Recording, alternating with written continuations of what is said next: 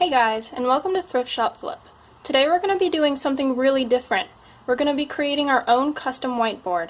So what we're going to do is start by taking a thick piece of cardboard and painting it with a nice pattern, something pale so that markers show up over it.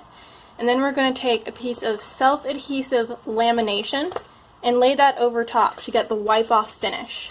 Let's get started.